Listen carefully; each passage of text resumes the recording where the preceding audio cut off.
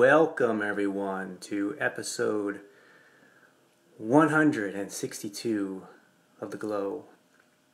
So good to be with you, so good to be here. So good to have my guest on today, which I'm going to talk about in a minute. I'm going to share this with a few groups on Facebook.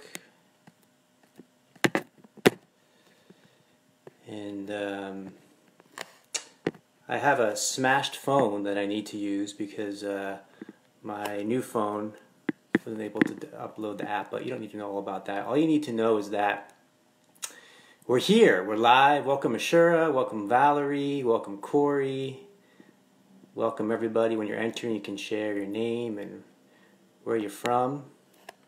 This is live interactive space, also coming at you on YouTube, on the replay, on iTunes on the replay. Welcome Annie, on SoundCloud. So lots of different ways to catch us and connect. Welcome Bakir from Egypt. So good to be with you. Egypt, something I'm sure will come up in our discussion, as Cory spent time in Egypt as well. Let's bring in Cory right now. Welcome, Christina. Thanks for being here. Hey, Cory. Hey. Hey. How's it going? Pretty good. Pretty good. Interesting morning, unusual morning. Things didn't go as expected. I had some really weird pants on. And when I pulled my hand out of my pocket, my phone fell out of my pocket and it just smashed flat on the ground. And I had to spend all the morning getting a new phone. And then once I got the new phone, then the apps wouldn't upload to the new phone. So now I'm using the smashed phone. So I'm sure there's some kind of really deep wisdom in that, you know? Like you can always use your smashed phone if you need to. The apps wouldn't upload Hold on, I'm to the trying new to phone. figure So out now how I'm using... to share this to my page.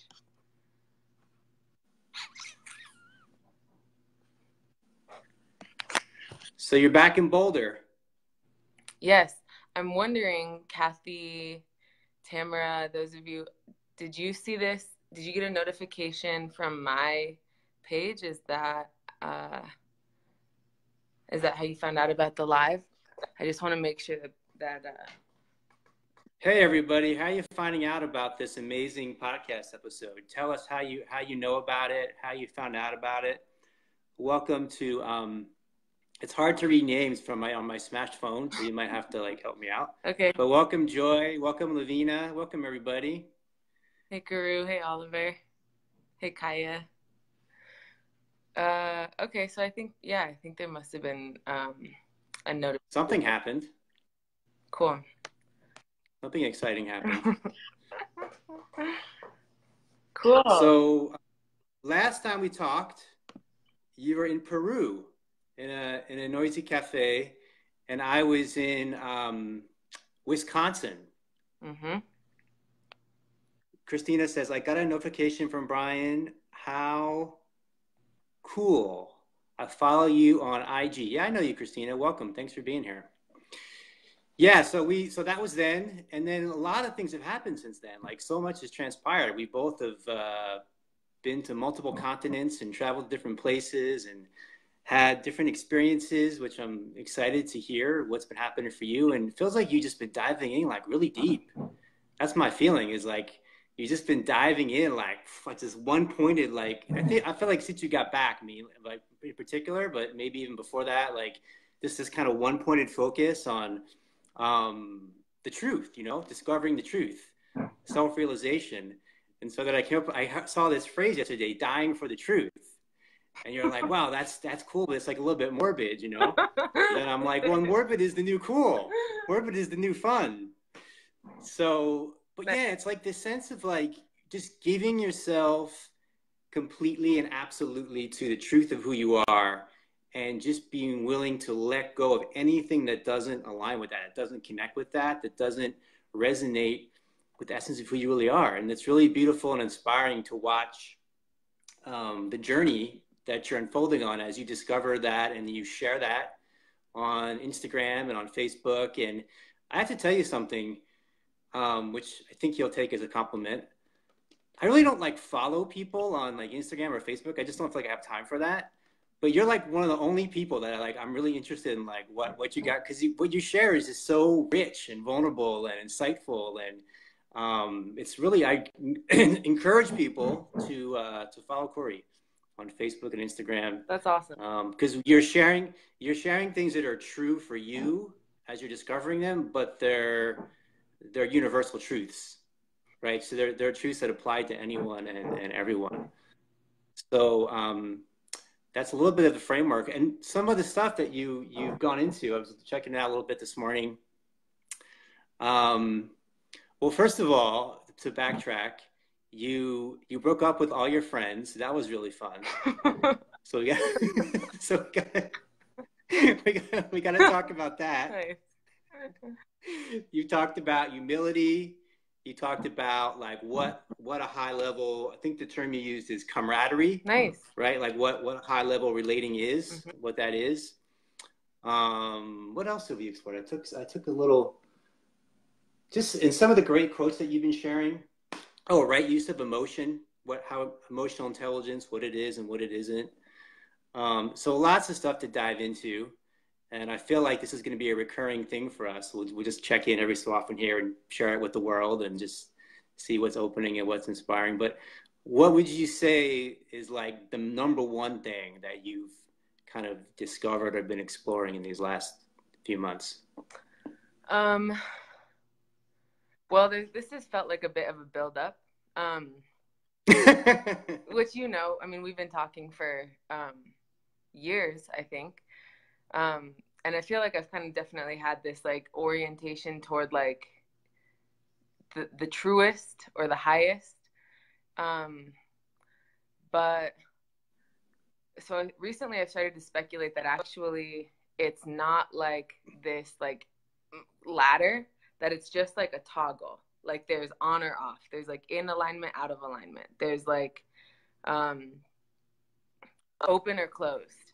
And that there's a full spectrum of both of those things. I mean, you can either be like closed, really, really closed, or just kind of closed, or really, really open, or just kind of open. But that there's like this middle area, this toggle, this switch.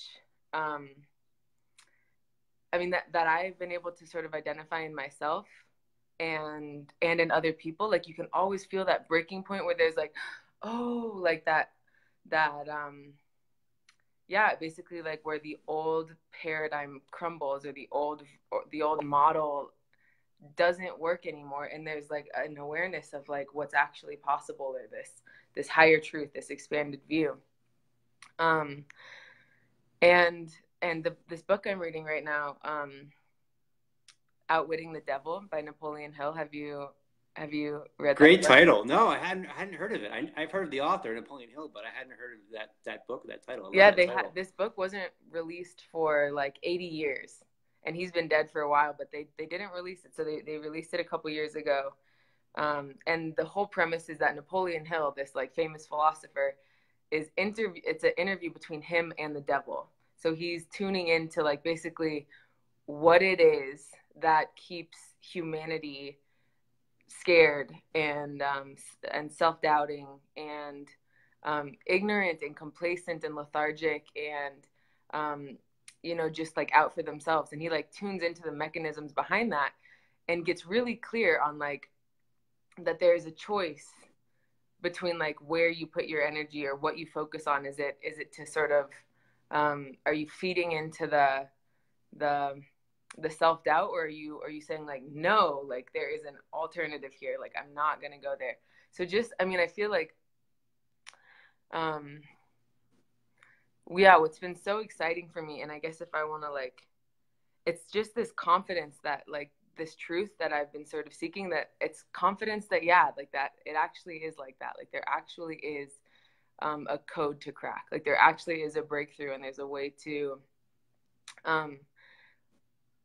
like make that land for a ton of people. Like there's a way to really make that land for the mainstream. And yeah, it feels like the first step is just having my own private confidence that it can be done, and that toggle exists, that breakthrough exists, that's a real thing. So that's what this recent like surge of energy has been all about. It's like, okay, this is real. This is actually what I'm going to dedicate my life to. Like, I actually believe in this. Yeah. Yeah. And I told you, like, you're one of the only people that I've met, that I've encountered, that has that same kind of focus that I've had, you know, where that's like all that matters, and nothing else even comes close. You know, it's like, there's a saying I have sometimes, like, why would you want to chase around tiny little candles when you can have the sun? Nice. You know what I mean? It's like, but when you talk about it, right? What is it? Like, how do you define it?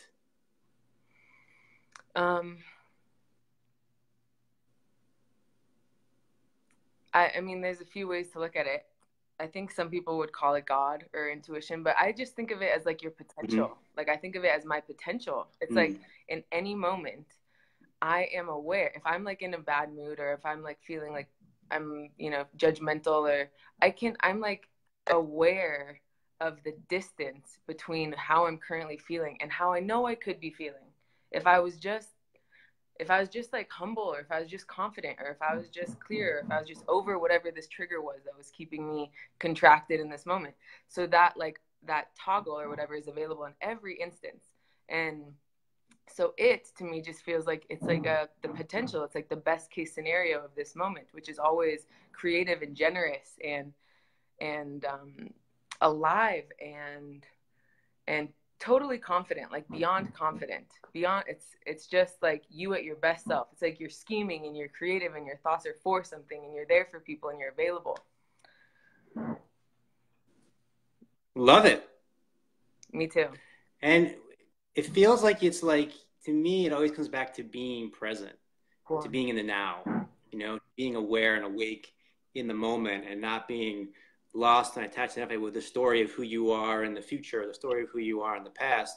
But when we're really present in this moment, then it's like this whole other level emerges, and the story becomes exactly that. It becomes a story, you know, and you can create the story of yourself in the future, because there is no future. Nice. And you can create the story of yourself in the past, because there is no past, right?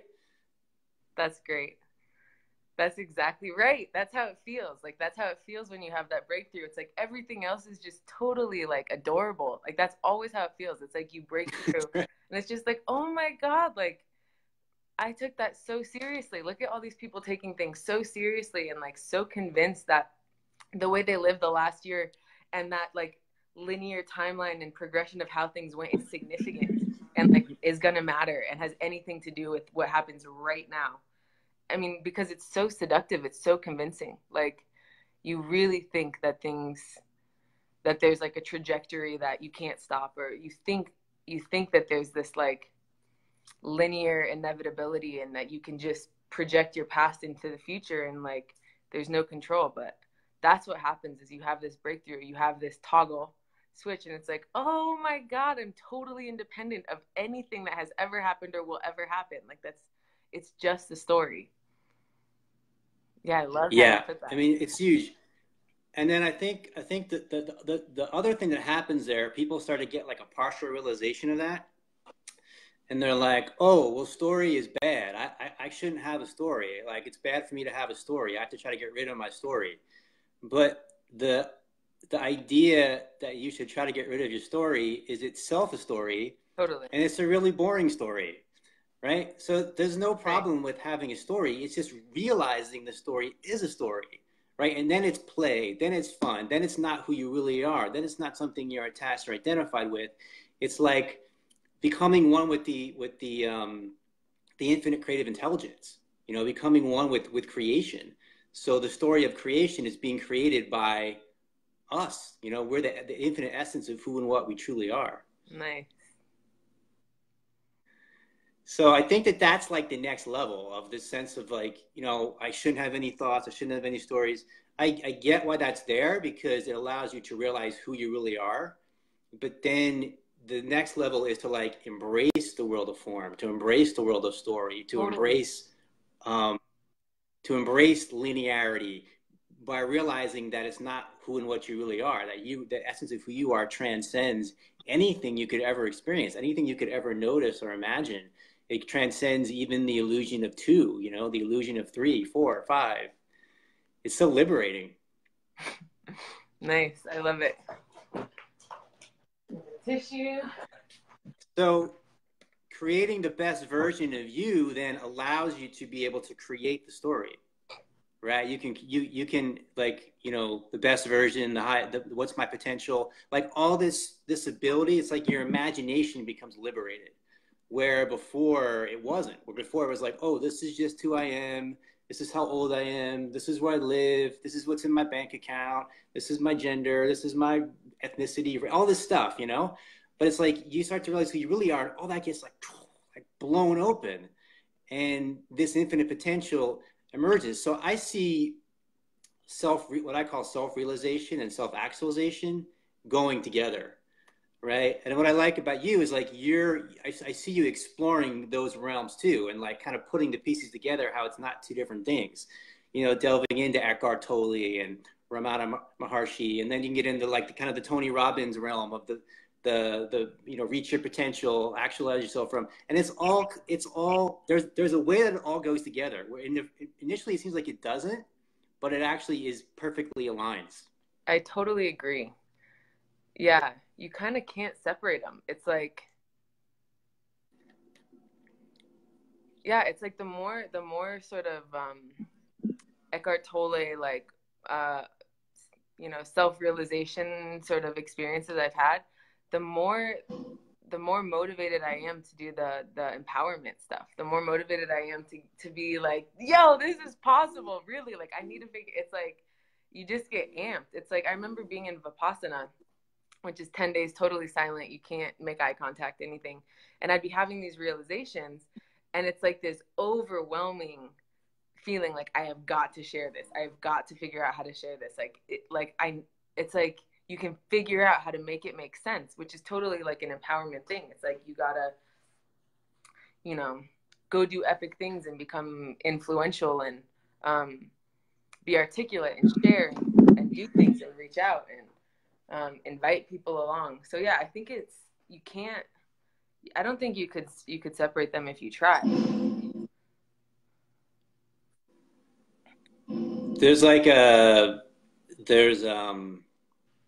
I put this, I like to goof around sometimes, as you know. I don't think people realize that I'm playing with them when I do certain things, but I am. So I put this poll out and I said, what are you grateful for? Option 1, everything. Option 2, nothing. And like most people put everything. And then a friend of mine, people put nothing. Then a friend of mine put, is this a trick question? Which made me laugh, because it is a trick question, because when you recognize who you really are, there is this essence of being nothing, you know, of the no thing, no form, no shape, no size, just this awareness, right? But also of being everything, right? So you're aware of being nothing and everything. It's like this, you transcend all duality. So you're everything and nothing and something. Cool. I haven't even include that, which I didn't used to include, but I think that's important to include too. So you're nothing, everything, and something. So I'm nothing, and I'm everything, and I'm Brian, all at the same time. So I can tell you my story. Oh yeah, you know, I smashed my phone last night. That's the Brian. And nothing, like nothing's ever happening, nothing ever will happen. And everything. Oh my God, I look at the tree. I'm one with the tree. I'm one with the birds. I'm one with you. I'm one with the clouds, right? This mystical awareness of being one with everything. So I think that what happens, and it's not a mental kind of like, oh, let me try to think about this, or let me try to like strategize this. But I think what happens is when you get quiet and you realize who you really are, there is this tremendous impulse to be of service, to help people, to support people, because you recognize that they're you. You know, you recognize that who you're looking at, who you're thinking of, is you. It's all you. Like everywhere you look is you, you know? So this opens up this like tremendous love. It's like people want love. They want to like, how do I find the one? How do I meet my whatever? But it's like, it's in you, you know, like you recognize this love inside yourself just by getting quiet, by getting still, and like getting in touch with who you really are. And then there is this natural impulse to support, to help, to be of service, to make things happen, to create. I mean, that's what I feel you pointing to. Totally. So, I mean, there's so much that you've been sharing lately that's just so rich. But like, tell me about this point where you had this idea where you verbalize in a way that kind of shakes people up a little bit of like, I'm breaking up with my friends, or like I'm breaking up with my social life. Mm-hmm. Like, what was that like for you? Where'd that come from, and what's happened since then? Yeah, let me feel it again.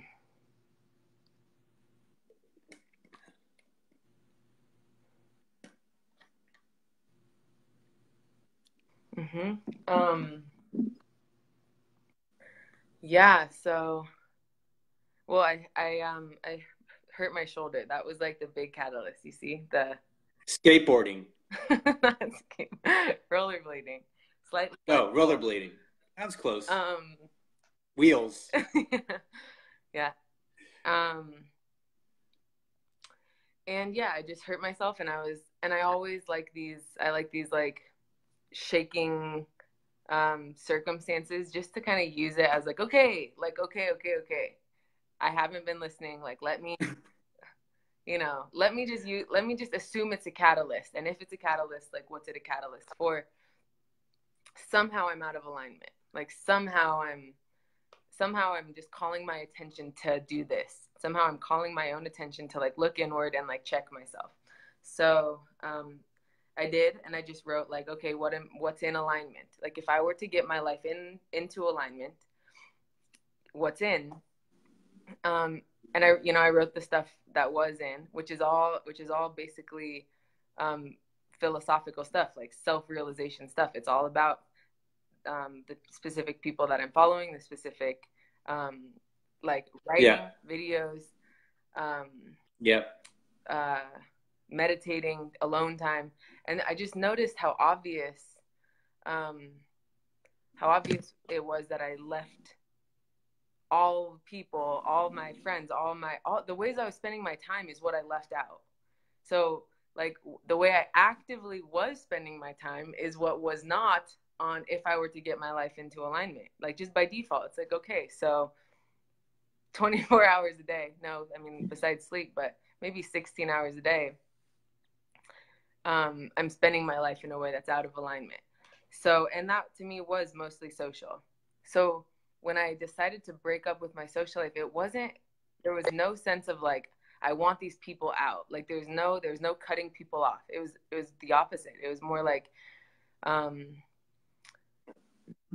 I want people in my life who like want to be here, not like just no more default, no more social life, no more friendship. Like friendship to me, the way like we all do it is just like, hey, how have you been? Like, let's catch up. Like, it's been so long, I haven't seen you. Like, what have you been up to? Let's catch up. It's just like maintenance. It's like watching TV or checking your phone. It's just, it's not for anything. It's not for either person to have breakthroughs or to collaborate on something together or to even support. I mean, it's just like this masturbatory thing, and we kind of use each other to entertain ourselves or to distract ourselves, which I mean, I think we all feel that to an extent. It's like, why did I just spend my time like that? Like, what did we even say? Like, what even, it's like, but we kind of, there's such like a collective agreement that like relationships are the fruit of life.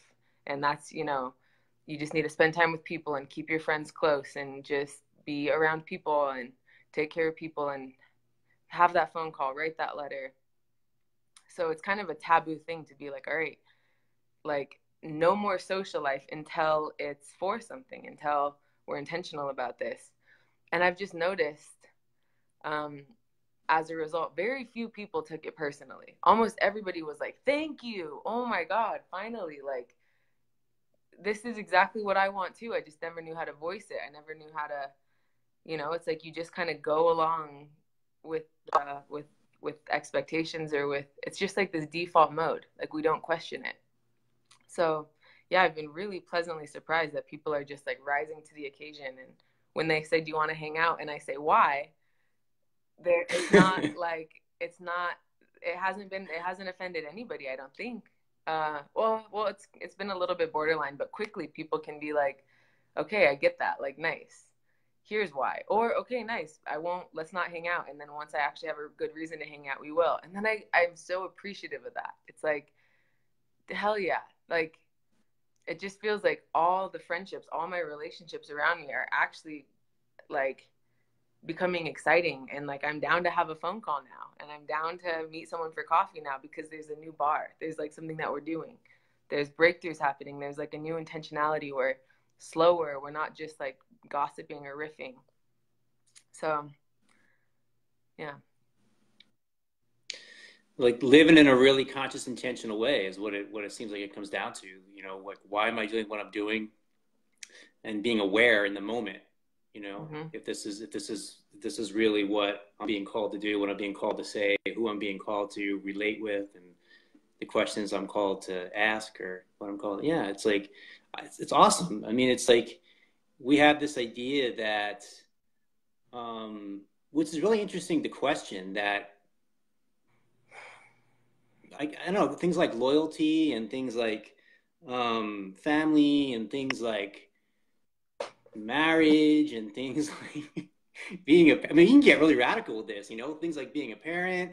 Like if you want to really be in a space of love, you gotta question everything. Like, is this relationship really conscious? Is this really intentional? Or am I just going through the motions because this has been conditioned of what I'm supposed to do? Some agreement I made 20 years ago, Right. or some agreement I didn't even make ever at all, right? And there's the potential actually to um, redefine your relationships with the same people. They can come from a totally different way, in ways that you can really be surprised, you know, or not. But I think like what you said about it's not being against anybody, but it's what am I for? Like I love Oh, that. I cool. love that in every aspect of my life.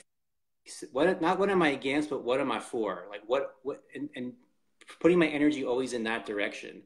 So in the normal relationship, it's like, yeah, I'm not against anybody. I'm just focused on what I want to create, what I'm for, Nice. and whoever shows up in that Totally. that resonance, that vibrational frequency, I'm happy to see them, you know. And whoever doesn't, then I welcome that freedom for them to go wherever they want to go as well. Cool. Yeah, I love that. That's like, so I kind of go back. There's like a thing where I can get a little self-conscious about this shift because people are like, just chill, like relax, like let's just hang out, like let's just like what's the big deal? Do we need to be like meditating and eye gazing every time we hang out? Like no, definitely 100% not. But like I can feel that like I don't want to be the spiritual friend, but I also like this is the thing. It's like I do feel like we all came here for a reason. Like we're here to learn something. We're here to grow. We're here to add value to the world, especially right now when it's climactic and like the environment is hectic and technology is at like this breaking point with VR. And you know, politically, whatever. It's like any old person you talk to is going to be like, yeah, it's never been like this. This is really like this is a breaking point. Like this is like we're about to like hit the climax. So I feel like obviously um obviously I don't want to go full like, you know, kumbaya spiritual mode and like make everything like a super intentional like soft dialogue, but also like I feel like so many people are so complacent or so hungry just right beneath the surface of just the social validation games that we've all been conditioned to play. But right beneath that, there's just like this hunger to like, what am I here for? Like, what do I believe? What do I think? Like, what do I want to do? Like, what if this were my best case scenario? And like, you can see that with all the depression, all the anxiety, people, you know, it's like there's like cognitive dissonance between like what we're tolerating and the kind of conversations we're suffering through. And just right below that, it's just this like, oh, like desperation. Like people are really hungry and I feel really ready. Yeah. So that's, Well, yeah, and the other thing is why do people get together? What is a social gathering? Usually it's to try to avoid, to try to escape. I mean, if you look at it, yeah. that's what it is. Like, what is a Saturday night? What's a Friday night for most people? Nice. Trying to avoid their problems for a few hours, trying to get away from their lives for a few hours, right? And like, then it's kind of like laundry. Like you have a big pile of laundry. You're like, oh, I don't want to face that, you know? So then a week later you look at it, it's like twice as high, right? That's the way I think people are like living. They don't want to face themselves. Right. So they are trying to avoid, let's go to the club and let's get smashed. You know, let's go to the club and get smashed. You know, whatever different ways. Let's watch some stupid sitcom on TV all night, you know? Or just all these different ways to try to try to get away for a few hours from what? From myself. Right. Let me try to get away from myself for a few hours. And I think, like, to me, it's like, how about we try to face ourselves for a few hours? Like, how amazing would that be? You know, how exciting would that be to like try to see myself more fully, to try to see myself more clearly, and to help you see yourself more fully, and help you see yourself more clearly, and support each other in that, and have friendships based on that, and camaraderie based on that, and partnerships based on that, and like families based on that, and organizations and companies based on that, you know, and communities and cities based on that. Like, that's exciting. That is exciting. And that's what, like, yeah, we spend so much time trying not to do that. But it's not going to work. We're going to have to face ourselves. And the crazy thing is, like, I get it, because when you first start to face yourself, you're going to face things are going to come up that you've been trying to avoid. And what are the things that you've been trying to avoid? They're probably, some of them are painful, or they're scary, or they're sad, you know? So there's a sense of like not wanting to avoid these things that are uncomfortable. But underneath that, to face yourself is so liberating. Like, it's the greatest freedom. Because then you're just free. Then you're not trying to avoid anything. And when you're not trying to avoid anything in yourself, you're not trying to avoid anything in anybody else. And then you're just available to the moment. You just show up available, you know, to what arises. You're just wide open awareness, free to what's arising in the moment. Nice. And I feel like that's the potential. That's what we can support each other in, and we can relate from that place. And when we relate from that place, it's so creative.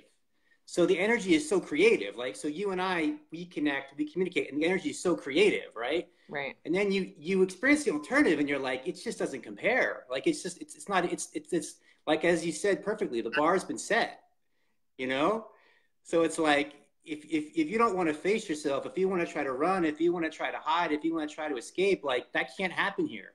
So it's just not going to work. Not that I'm trying to get rid of you. You're going to get rid of yourself, because you're not going to align with what the frequency is here that's presenting itself. Nice. Yeah, that's the thing too. So my feeling is like, we never actually, I don't like to say never, but it's very unusual to ever have to like tell somebody that you don't want to be with them anymore, like whatever, like reject people. Like, I'm not going to say never, but usually there's just the vibration just doesn't align. You just don't see them in your field anymore. Right. You know, and then new people start showing up. Totally. Yeah. And I mean, actually, and I've noticed this too, like, since I've done this, like breakup, it's like, there's been a few people who have gotten more on my radar. People that I thought it's like, okay, bye to everybody, and we'll see who comes back. And now it's just like friends. It's like, oh, damn. Like people with who are like, okay, like, I'm in, like, what is this? Let's do this. Like, I've got ideas. I'm hungry. I've got, what about this? What about this? Sending me quotes, asking my opinion on quotes. It's like, damn, I love that. Like, that wouldn't have happened if I didn't do a cutoff. If I didn't say, like, okay, like, I'm leveling up, like, anybody interested? And so, yeah, before it was kind of it's like, you get what you tolerate kind of thing. So. Yes. That's been such an important truth that I've been noticing in myself and noticing with clients I'm working with. Yes, you get what you tolerate. You totally get what you tolerate. And when you start, it's almost like you're watching a movie that you created the plot for, but we don't realize it. It's like unconsciously we don't realize it. You know what I'm saying? Like, this is the screen, and I'm going to look at. But you could look this way and see a totally different movie. But you're choosing to look this way over and over and over and over. Nice. Why? Why are you looking that way? You want to keep seeing that same car crash over and over and over? You know, there's something exciting about it for you. You know, the drama is interesting. It's alluring, but you could look that way and have a totally different experience. And we start to, it's like, so even, this is where I think like law of attraction teachings have some important truths. Even when you resist something, you're still giving it energy. So you're still going to have it showing up in your field. 100%. Right? Yeah. Totally. Yeah. So it's like even that subtle, like, oh, I don't want to see him, or that's going to keep that person keep showing up in your field, you know? There's something there for you to integrate. But when you're just like, yeah, I totally embrace I totally embrace the existence of this, and I'm putting my attention here to create this. That's when you start firing in all cylinders. Nice. I love that. Yeah. Welcome, everybody. Welcome, Damian Sharp. Welcome, Debbie. Welcome, Shim. Something with the SHI that I can't see because of my smashed phone. Welcome, everybody. Thanks for being here. You can share where you're from. Thanks, Sarah. Thanks for being here. So one thing that I started telling you about is the silent retreat that I did. Cool. Which totally relates to what you're talking about. So this silent retreat was something that we created, and it was not Vipassana style. It was actually like, my intention was, let's do something that is embodiment, is embodied. So silence with mindfulness walking, silence with yoga, silence with breath work, silence with ecstatic dance, silence, you know, we did a whole variety of things that were like engaged with the body, with the mind, with the moment, with the senses, but in silence, you know, and it was really, really powerful. But there wasn't talking except for one part of the day, 1 hour and a half. And so there wasn't the space to release this kind of mind chatter, you know, that we normally have when we think we're connecting in relationship. So like, it was amazing. Like what I found with like Annie and myself is, in the non-verbal space of not talking for multiple days. Oh, you guys weren't talking either. Close. No, we decided to do it too. Nice. I love Except that. for like a few like little moments we had to cover like some logistical stuff. But beyond that, we didn't do it either. And it's like, what I was sharing with you that I realized is we think that there's this whole idea of like wanting to connect. I want to connect with you. I need to connect with you. I need to connect with you, right? But what I realized even more fully and deeply is we already are connected. Like there's nothing we have to do to be connected, you know? So actually what's happening is people are actually nervous and anxious about feeling so connected that they have to talk, you know, oh, what about the Mets? What about the, you know, what about the weather? What about something to talk to, because if they're still, you're going to feel connected, and that feels awkward, you know, but because we're just conditioned that way, you know, I don't know that person. I don't want to feel, you know, so, but there's something about like just not having the words. And the other big thing I noticed, really big realization, like something I kind of definitely knew, but I didn't realize how big it was, is the degree to which we connect through complaining, right? So the example that I found that was really clear is we go on this mindfulness walk the first night, and this place is just like absolutely like covered with mosquitoes, right? This is in like Florida, really humid, like dense woods, mosquitoes.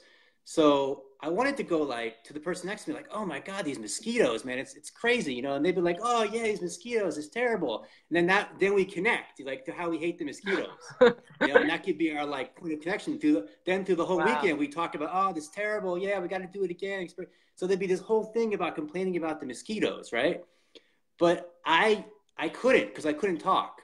So I just had to sit with this discomfort about the mosquitoes, you know, this resistance to like the mosquitoes. And because I couldn't release the energy, it became so clear that this energy of complaining is a total waste of energy. Wow. Like the mosquitoes are here. So me complaining about it doesn't actually do anything about it.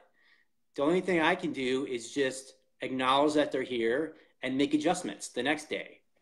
You know, which I did. I came out with like long pants and long sleeves and socks, and you know, I was like all ready to go. And then kind of how you use the opportunity of injuring your shoulder as a way to kind of deepen. I used the mosquitoes as my teacher. I'm like, okay, you know, these things are like causing little pain points in my body, and they're causing discomfort. but there's a really great opportunity here to notice something without complaining about it, without creating resistance about it, but just being with what is and working with what is and being in a sense of what is. So that was awesome. That was so many realizations came through that. And I think in a way it's very similar to what you noticed, what you're exploring with relating is how there can be this depth of authenticity and vulnerability and relating that is beyond and deeper than just the verbal thinking and verbal concepts. And it looks like you might be frozen. Are you still here? I'm here. Okay. You have a frozen screen, but I think you can still talk. There you are. You're back. I just love this. I mean, something I've just developed a bunch of empathy for recently, especially, but also, I mean, enough of these conversations and you start to see how seductive this like downward spiral is. Yeah. I mean, whatever we want to call it, if we want to call it like the social validation games or the Matrix or like from this book, Outwitting the Devil. It's like the devil. It's like it's like the ignorance and the lethargy and the complaining and the like, we're victims. I mean, this is actually really, really seductive. Like, and so that's why it's so like obvious when you have a breakthrough from this.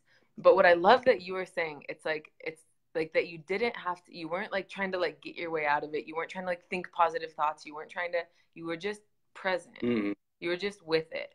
You just were like, oh, I can't release the negative. Like I can't invest in the negative. I can't like, just go down in the spiral of like, oh, look at this sucks so much. I hate these mosquitoes. Don't you hate these mosquitoes? And get that validated. So you just are present. And that's what's so cool.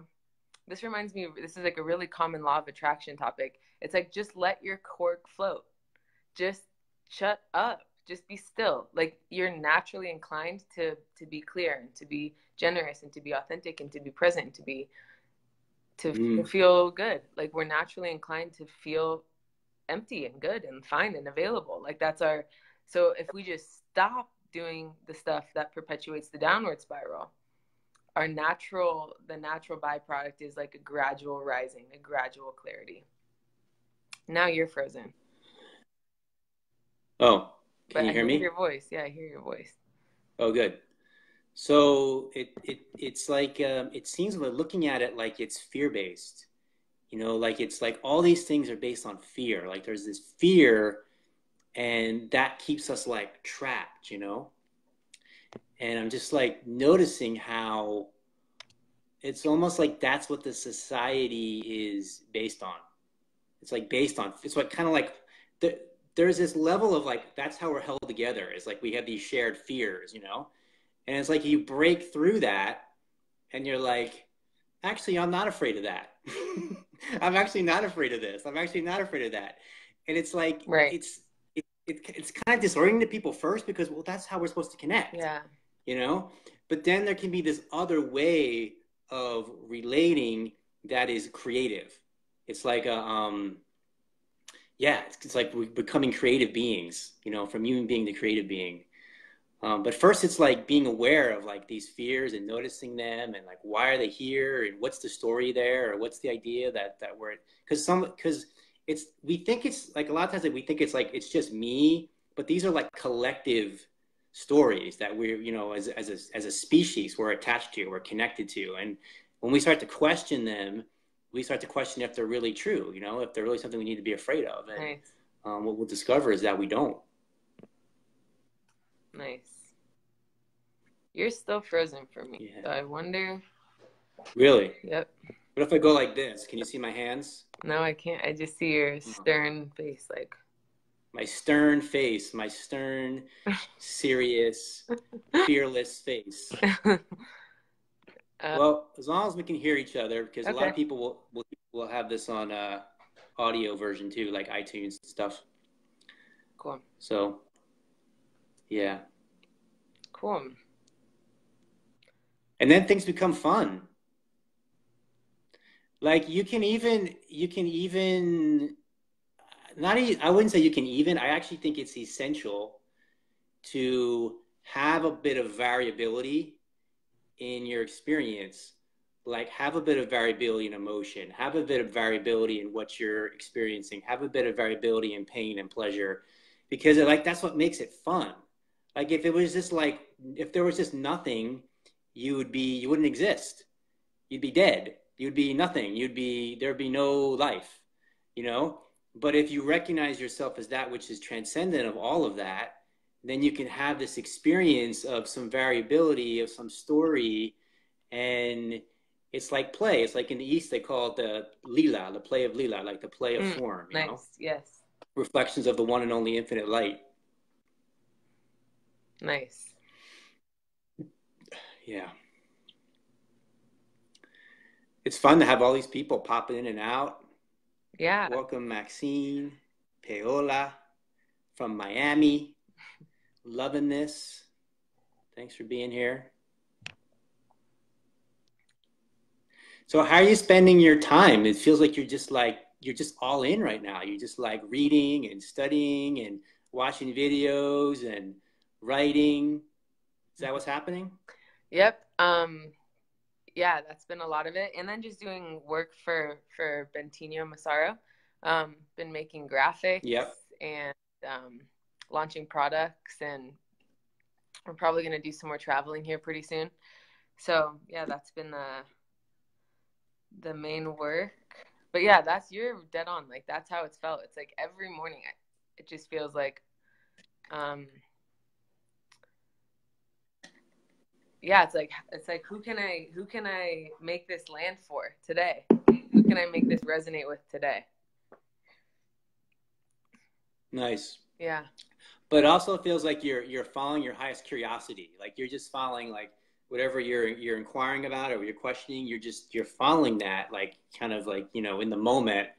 And I think that's what is the highest, the how do I say, like the highest way of living or the highest level of fulfillment is when we're just like living in the question, you know, we're living in the curiosity. Fuck yeah, nice. Totally. Mm-hmm. Yeah, yeah, totally. I mean, and this toggle thing, like this is really my obsession right now. It's like, yeah, I'm trying to get that down to a science. Like I really want to crack that code. I want to crack the code of the toggle. Like, I mean, now that my awareness has been brought to it, it's like I can see it everywhere. It's like every philosopher has like described it in different terms. Every like, you know, like in IPEC they talked about the levels of energy, and you can just feel that the bottom 3.5 levels of energy are kind of like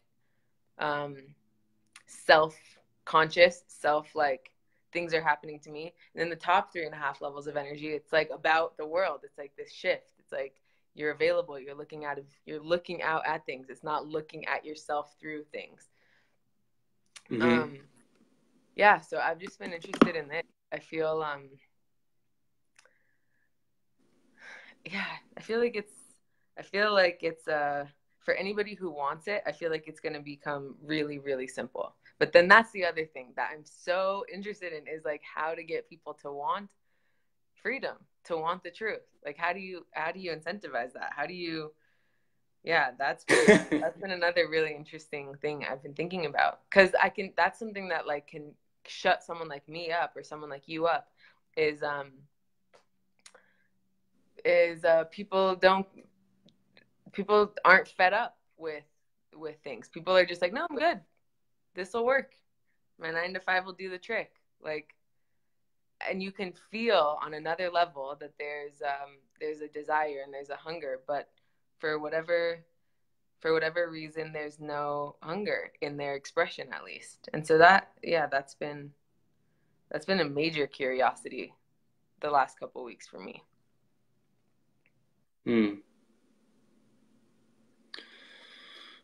Yeah, I mean, I think that when we're running off the story of who we think we are, so we're wanting a payoff within the story, you know. Right, totally. And then somebody's like, you know, basically like threatening to blow the whole thing up. by saying everything you think you are is an illusion, and there's this tremendous freedom that's beyond that. And like, wait, because in the mind of that person, I've invested 20 years, 30 years, whatever it is, 40 years in trying to get to this freedom, which is some amount of money or some amount of some house in some, neighborhood or some school or some job or some whatever, and like, you're telling me that that's not going to give me the freedom. That's like really, that could be like really deflating. It could be like really defeating. Like, oh, I wasted my time. Pretty much you did, but not necessarily, because that was a stepping stone to realize this greater freedom. Yeah, that's true. Like, you're searching for freedom, or you're searching for love, which in my mind are two sides of the same thing. So whatever this love or freedom eventually is going to take you to the same point, which is yourself, right? What you're eventually going to realize is you are love and you are freedom, right? But like, if I think that I'm something, then I'm trying to like accumulate something. And if you can tell me how to accumulate that, which has its place, if you can tell me how to accumulate that, then you're helping me. But if you're not telling me how to accumulate that, then you're not helping me. But like, there's this freedom that's beyond you, beyond who you think you are. It's like you have to be blown open to who you actually really are, first and foremost. So like, how do you want that? Because it is a great mystery. I don't have the answer, because like, how do you want? And that's why I think that phrase "dying for the truth" really like excites me and inspires me, because basically it's like a death sentence. It's like what we're talking about is like killing yourself, basically, And so like, when people talk about like suicide and like death and this stuff, it's like, yeah, I totally get it, but like, killing the body is not going to do anything for you. What you really want is to transcend the ego. Like, you're feeling like so stifled by the ego, like being this little box, and you can just like be so free, like outside of that, but like, there's nothing in it for the ego. So it's like this different, like, you think, like when I first started my like spiritual search, my spiritual journey, I thought like, okay, I'm going to become enlightened, and I'm going to like have a trophy, and I'm going to show everybody like, oh, I'm enlightened, I did it. I made it happen. Everyone's going to like cheer. Everyone's going to be happy for me, But it's like, the you who thinks they're going to get the trophy is not going to be here anymore. Like, that you is going to be blown, Right. And there's no one left. There's no trophy or you left. But somehow you're still here. It's like this amazing, beautiful, magical, miraculous thing, The Christians have a phrase that I like, which is, I think it relates here, which is being born again, So it's like you're born again. You still have the same body, but it's like you're living like a totally different life. And it feels like what you did when you made the shift of like, hey, friends, like, I still love you, but I'm resonating from a different place now. And like, I'm making these shifts inside myself. It was like a movement in that direction. Yeah, totally. Yeah. Yeah, it's like identity. Like, it's like identification. It's like I guess, like, yes, if you're identified with, I'm the type of person who I'm a little shy, or like, I'm the type of person who this had happened and this led to this, and I'm super educated, or whatever, like any sort of thing like that. Right. Like, I'm the type of person, or, no, you don't know me. You don't know my story. You don't know me, so you can't, like, any of that, like, identity, that's the thing that we're constricted by. Like, that's the thing that we're not seeing. Like, we're seeing through it. We're like not seeing that that's like our box. That's what we're limited by. So that's what dies. It's like you break out and you're like, holy shit, like, I've got infinite options right now. Like, I could just do fucking anything. Like, anything is like, and it feels like that. Like, feels like creativity. Like, it feels like a white piece of paper in front of your face, and it's like, okay, got all the colors here. Like, what could I do? That's really actually how it feels.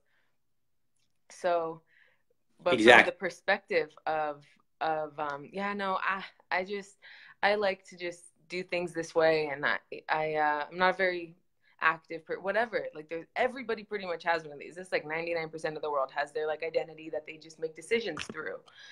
And yeah, from that perspective, it's like you have like 3 colors, and the paper is already completely filled in, except for like you can color in like the head of the dog. That's the one thing. It's like, okay, I could use a little red ink to, that's how it's actually so limiting. It's actually so, but it's safe. Like you were saying, like it's, you can rely on it. You know what to expect. You've done it for 50 years. You like are pretty good at it. Yeah, but then that's the thing that I've kept having happen. It's like I keep projecting something into my identity, or I keep thinking like, okay, I need to travel the world, and once I'm traveling the world, like that's really it. Like that's gonna be it. And I had it before too. When I graduated college, it's like, okay, let me get a really high paying, like epic job at a startup where I'm, where I've got like a leadership position, um, and then you get the thing, like you do travel the world, you do work at a sick startup, you do like, and then you're just like, okay, like I'm still here. It's still me in here. It's like, it's never out there. It like never works to like, this never works. So I guess that is kind of the main motivator. It's like you do things that you think are going to work, that you think are going to get you what you want. And then at some point you're like, all right, I've done this enough times. I've had a goal, Yeah. looked for the goal, got the goal, achieved it, and had like, you know, 24 hours of like self cheer. And then it's like, damn, like, okay, wrong direction. And then finally, that's the thing that we're talking about here. It's like, what is the truth? Like, what do I have to sacrifice to just know what the real truth is? Because it's not out there. I'm not going to get it from any relationship. I'm not going to get it from any trip. I'm not going to get it from any job or any realized goal. So what's the direction to go? And I think, yeah, that's what's so scary. It's like, oh, it's inward. Oh, damn. Like I gotta face myself. I gotta look inward. I gotta go inside. I gotta like feel the stuff that I've been perpetuating in the, I gotta look at this identity that I've created and just question it and be like, is this actually me? Like, and what if it's not? So yeah, that's exactly what my path is and your path is. It's like I'm looking for more and more areas where I'm identified with something, or I think I'm limited by a perspective, or Yeah. I think I am something. It's like if you ever think you are something. And then the best tool ever that I found is this growth mindset. Have you heard of the growth mindset versus the fixed mindset? I've heard of it. Tell us about it though. That is so good. That is just like, that's like, I love these hacks that apply to everybody. Like anybody can get this. Like you could be like a rugby coach and this lands. Like this applies to everybody. So the growth mindset is as opposed to the fixed mindset. And the fixed mindset is basically like I was describing. It's like,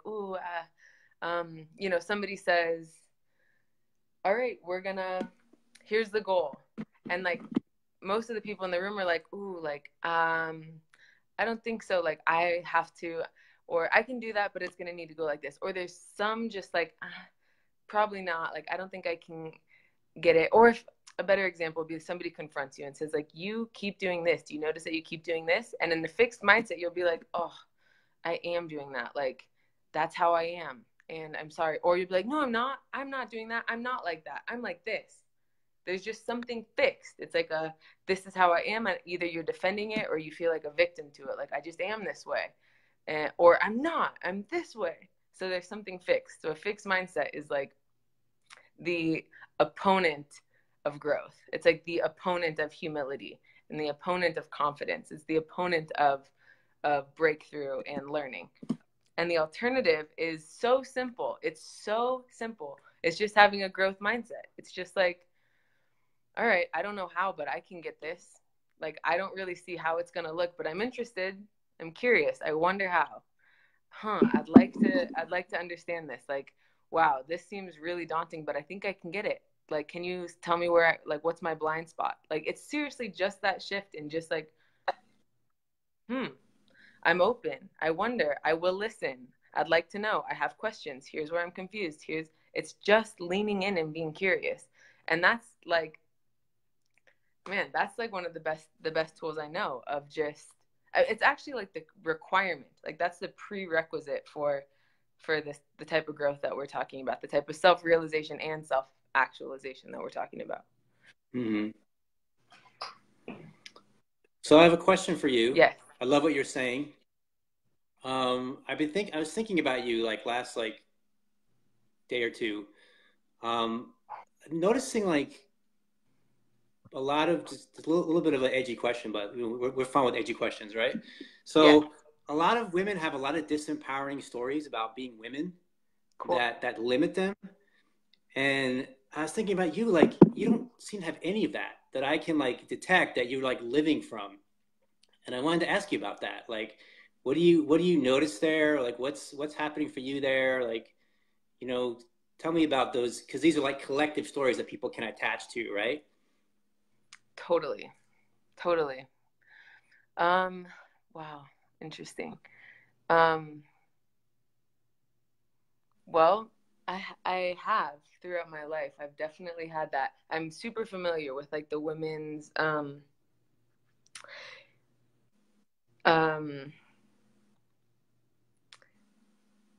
how do you say this? But it's like a story. It's like an identity, and I mean, people can kind of subscribe to it at different levels.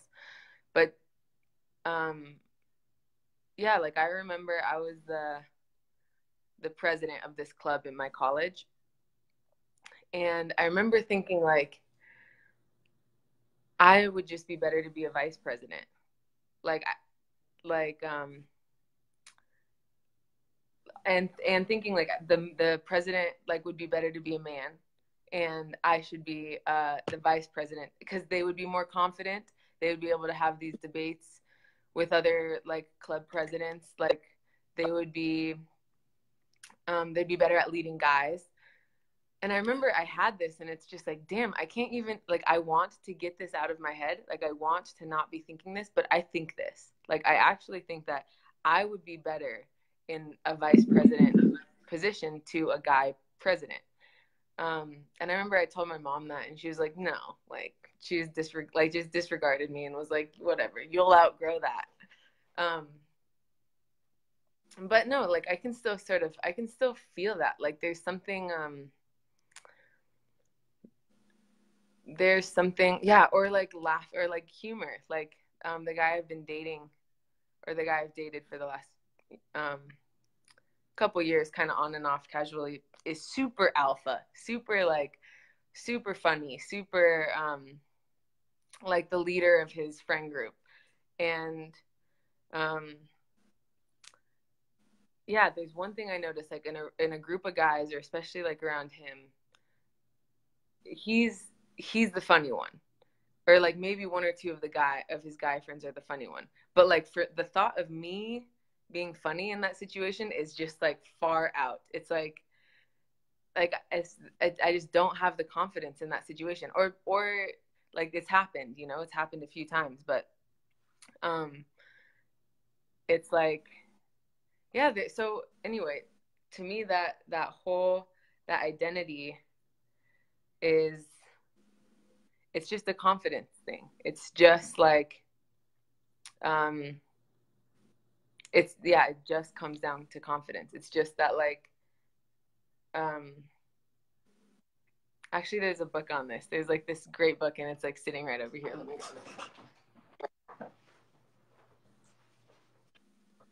For those of you listening, Cory's grabbing a book. She's going to show us.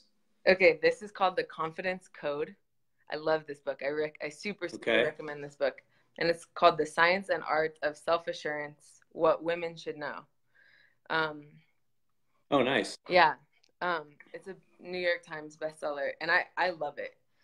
So I don't know. Anyway, I guess my main point is that I do have that. I do have the same thing um I mean, I'm very confident for a woman, and I've made a lot of decisions to just like I used to be super into feminism and kind of like calling out people for mansplaining and calling out and just like doing all the politically correct stuff for feminism. And then I just realized like I don't even want my attention on this. Like let me just work on being funny. Let me just work on being confident alone as an individual. Like not as part of a group who needs to reassert their dominance or reassert their confidence, but let me just like privately work on my confidence, privately work on my humor and what do I think, and being articulate and being clear and speaking up and just alone, like when it's authentic and not having any need to like balance something out or but no, just being really tuned in and authentic and like, okay, what's true now? Like, is it true for me to make this joke? Is it true for me to assert myself and make this point and like make sure people hear this point? Then okay, like I'm gonna work on that as like a private skill. But I still feel the I can still feel it, I guess. The collective identity. Yeah, it's like a part of the collective. So we're always gonna be aware of these things, and maybe sometimes we get caught up in them. But there's this really interesting thing. It's really fascinating to me. It's like there's a way you can be a woman without being identified inside as being a woman. There's a way you can be a man without being identified like as being a man. There's a way you can be feminine without being identified as being feminine or being masculine. It's like the authenticity of who you are just comes through like in the moment. You know, if you're coming through a man's body, then you must be coming through a man's body. If you're coming through a woman's body, you're coming through a man's body. But you don't have to be thinking of yourself as I'm a woman or I'm a man. You just are what you are. Nice. And there's something like so freeing about that, that you don't have to try to be a man or a woman and caught in these stories. And when I say that, it may sound like I'm advocating some sort of transgender thing, which I'm not. If that's the essence of who you are, then that's beautiful too. But I think the essence of who we are is just going to come through. For some of us, it's going to be masculine, for some of us, it's going to be feminine, for some of us, it's going to change at different times. And this idea of like, nice. I'm a woman, so this is just how it is for me, or I'm whatever, it's just not true. And it's like you can liberate yourself from all that and just be what you are in the moment and respond to what's here in the moment in a way that's really free. And I just see that a lot in you. And I think I want to just acknowledge that and say that that it's beautiful, and I think it can be inspirational to other people. Cool. I see that in you too, actually, as you were describing that. Like I definitely see like a non-identified but totally masculine like expression. But there's no identification with it. There's no like, yeah, it doesn't come with any extra with nothing extra. I guess that's really what it comes down to. It's just like nothing added, nothing subtracted, just like, what do you think? Like, what's actually going on? Like, what wants to no artificial flavoring. Right. So simple. It's always so simple. And then like just really being aware, like wherever we are, just really being aware, really, because there's so many of these and we're being offered them like throughout the day, you know, all day long. Just really being aware of disempowering stories. And are we going to attach and identify to those stories, or are we going to let them pass by? You know, because there's so many opportunities to be in victimization consciousness, to be in this like disempowering story, and we're just hurting ourselves, you know. But when we realize like who we really are, then we can have empathy, we can have compassion for even ourselves, for other people. But we don't have this sense of like, oh, this is all I am, this is all I'll ever be, or this is all I'm limited to. Like, we are limited to, the only thing we're limited to is what we tell ourselves in our minds that we're limited to, right? So if we come from unlimited possibility, then for us, there's unlimited possibility. And that's exciting. And if there's like a message that people can get, you talk about reaching the masses, that people can get, that we should share with people, that's the message. Like, there's unlimited possibility inside you, you know, whoever you are. And here's a way to reflect that to you. Right. Yeah.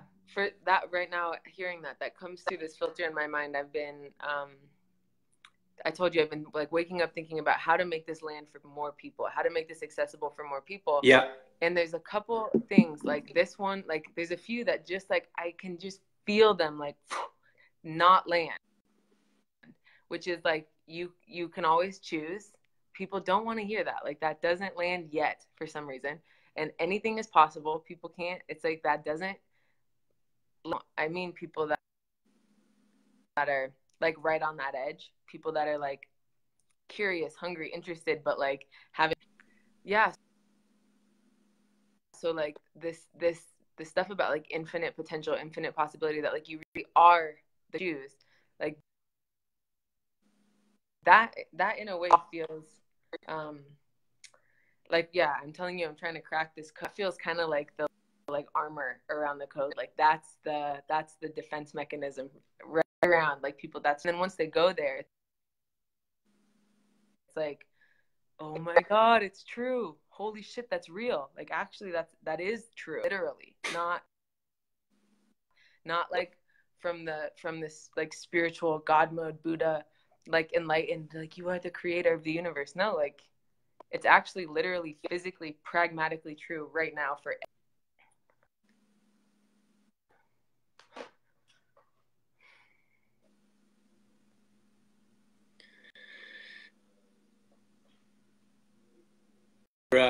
breaking up a little bit, but the energy of what you're sharing is beautiful, and the essence, I got the essence of it. Mm-hmm. Sorry, this book is called The Devil. Are you there, Cory? Napoleon Hill. I can hear you. Can you hear me? Yeah, there's some kind of delay coming in, or for some sort of delay coming in. But I just wanted to share that I think that's the next level of what's opening up. And like, it's like the old spirituality was like, awaken to who you really are, but kind of separate yourself from the world. The world is bad. The world is evil. The world's the cause of sin. The world's the cause of illusion and Maya, all these things. And I think what's emerging now, what's like we're bringing in, is recognize who you really are and create this world. Like we're the creator of the world, So it's like to me, it's like the real non-duality, because the other one was creating a separation between formless and form. Like the world of form is illusion, bad. Get rid of it, create a barrier between it. Don't get caught up in it. But like this is the absolute non-dual realization of like, and who is the creator? You're the creator. We're the creator. We're creating a great exercise to play with for those of you listening is to ask yourself the question. Not ask yourself the question, but imagine if you're creating everything you're experiencing in each moment. Right? Like everything you're experiencing, like, if someone's yelling at you, you're creating it. And not in a way that you create blame about yourself or shame or I'm a bad person because I made this happen. It's not what I'm saying. But just in the moment, like instinctively, everything that you're experiencing is like being created by the one. And who's the one? You're the one. Right? And when you start to recognize this, when you start to really recognize yourself as the creator, you become so empowered, because before you didn't know you were the creator. So everything was like happening to you. Everything's happening to you. But now it's not happening to you. Nice. The more you start to play this exercise in your mind, it's like, oh, I'm creating this, and this is new for human consciousness. So I don't know that anyone's like got it down 100%. We're kind of bringing this. It's like 2.0 or something. We're bringing this operating system in, but it's like it's the sense of, when you start to realize that you're the creator, then what you experience starts to change, because what do you want to create, right? If anything's possible, what do we want to create? So just to play with that, like imagine that you're creating everything you're experiencing. It immediately eliminates all the disempowering stories. They all have to go, because you're creating everything you're experiencing. So even if it seems like it's not true, that seems like bullshit, like just play with it. Just explore what it feels like to play with that for 30 minutes or 10 minutes or 5 minutes. Nice. You can just sit in meditation and just like, every thought that I'm experiencing, I'm creating. Every emotion, I'm creating. Every sensation in my body, I'm creating, and just notice what that feels like and play with that. And that's a way to access this infinite, being one with the infinite creator that we really are. Yeah, that's great. Just what if? Like, what if you were? What would that be like? Mm-hmm. Yeah, and I think that we somehow, like, I would like to.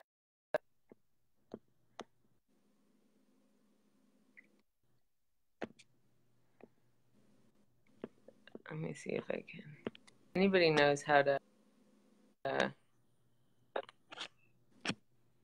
Can you do what? I just would like to. Like, thank you all so much for being here and sharing your presence. my phone was smashed last night, so it's a little difficult to read your comments. And I have a new phone, but wasn't able to totally upload the application yet. So we were using the old smashed phone, and I can see Cory. Hi, Cory. Can you Your see me? face again. I'm here Hello. again. The old stern face is gone. Yes. Okay, good. So yeah, I think we're wrapping it up. This was like epic. This was like Yeah, this is awesome. this is like next level. Thanks y'all for your feedback. Feel free to share this. Actually, you can just click a little share button, and it can be shared to anybody, anytime, anywhere. Feel free to continue to write comments and questions. Most people watch this in the playback, so feel free to continue the conversation going, and we'll stay engaged. And so grateful for you, Cory Katuna, your presence, and this conversation. And we're doing our retreat sometime soon. We keep talking about it, so it must be happening in our universal creative intelligence. It must be coming into being sometime soon. I think so. Yeah, I think it's coming. So look for our retreat together, which is going to be incredible. And have a great day. Anything else you want to say, Cory? No, thank you. I love these. I always love these. They're so fun and energizing, and big picture, and it feels like a dose of truth and good stuff. Yeah. And yeah, I love it. I think like once a month is like good. Like keep this because I feel like you're like a reporter of consciousness. I don't know how to explain it, but it's like you're like delving into these like realms of consciousness. Then you report back what you discover, and it's really good medicine for everybody to get these reports and what you're learning and discovering, and likewise for me. So yes to Yeah, this, that's awesome. yes to this moment, yes to us, yes to life, and thank you for being here. And see you in the next now. Awesome. Thank you. Thanks everybody for watching. Thank you all for being here. Again, you can check this out if you for whatever reason want to have a different mode of being to tune in. iTunes, we're getting uploaded on iTunes. We'll be uploaded on YouTube, SoundCloud, and we'll be here on Facebook. And have a great day, and see you soon in the next right now.